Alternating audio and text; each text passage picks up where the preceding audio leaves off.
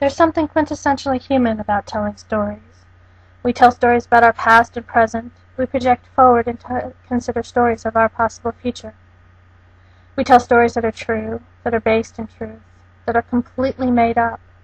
We pass them along in oral tradition, through the written word, and more often these days through digital media.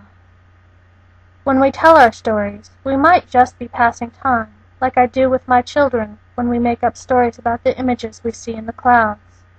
Whatever stories we tell pass on something that belongs to the center of who we are.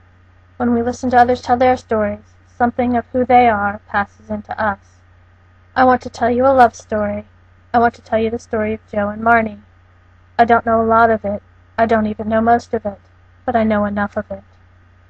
I met them first when we were in our early 20s. I was at my then boyfriend, later husband's brother's wedding in New York. Part of the festivities involved a caravan of limos racing around New York City with various stops for Bill and Una, the newlyweds, to jump out of the car in all their finery for pictures at special landmarks. My limo held my boyfriend and Una's youngest brother Joe and his then girlfriend Marnie.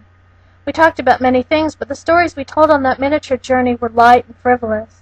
They were stories for entertainment, and though they taught us about each other in small ways, they were not stories that told us who we were deep down.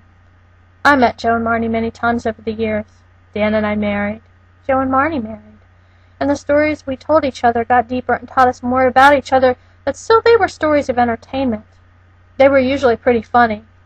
Eventually Marnie would only need to look at me and say, "Rats," to have me dissolve in laughter, remembering stories about her first apartment, an apartment I never visited.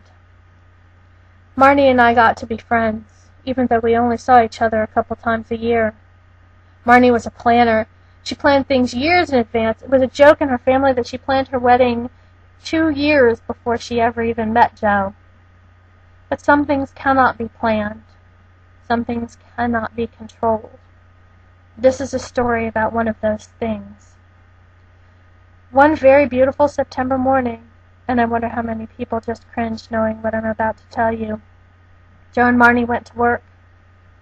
She called her family when the first plane struck the first tower. She was fine. In the background there was the sound of chaos, and above the chaos the sound of a Port Authority official telling everyone in Marnie's business to stay where they were, to leave the paths clear for people in the other building to evacuate. Many in Marnie's office left, but she did not. It was not like her to leave. It was like her to heed the plea to let those in more immediate danger leave.